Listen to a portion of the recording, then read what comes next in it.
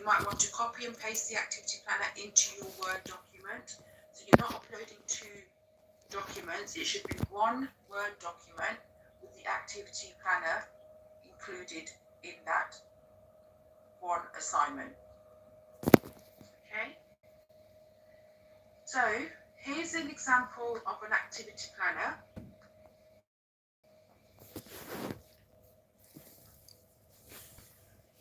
In this activity, I'm going to get the children to do a water activity, for example. They're going to look at floating and sinking. Yes, we're looking at floating and sinking. So, my activity vocabulary, so the children can learn new words such as floating and sinking. They will understand what these words mean, so I'm developing their communication skills. Now, what are the resources I'm going to use? Water tray, light objects, heavy objects, jugs, scoops, and funnel. Okay, so this is what I'm going to be putting into my activity planner. Now, what holistic development is taking place during my activity? So, PSE, they will be learning to share and take turns and also express their feelings. Physically, they will be developing fine motor skills because they'll be picking up the objects with their hands, and sensory skills because they'll be touching the water, so they might like the cold feeling or they might not. Self-care, I'm going to remind them to wear apron, wash and dry hands after activity.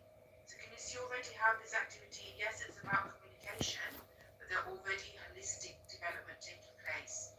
Literacy, I'm going to get them to recognise and spell, float and sink. So if I'm doing this activity with an older child, I will say to them, oh look, there's a new word we've learned today, float and sink. I might write that word on the board and then get them to copy the spelling of that word. But if they're 4 years old and I wouldn't do spelling, I would just leave it at floating and sinking communication. Numeracy, they're learning about volume, aren't they? Because floating and sinking is all about volume, so it links to maths because we're teaching children about heavy, light. Links to art and design because at the end I might do an activity where I get them to colour the objects that floated in red, colour the objects that sinked in blue. Understanding world, it is raising awareness of drowning. So I could then, as a teacher, say to the children, this is why it's so important when you go to the swimming pool, you wear a float to make sure you are safe in that water. So this is my example of how to include an activity that the focus is communication, but the other areas that are being covered are those in the blue box. Okay. So it says praised? Yes. Hi, what's your name? Maya. Maya, okay, let me just change that onto your Mahina. Maya, you got a question? Yes, I want to ask something. Activity planner, is it another word for lesson plan? Because I don't understand what is the meaning of activity planner itself. Yeah, activity planner is another word for lesson plan.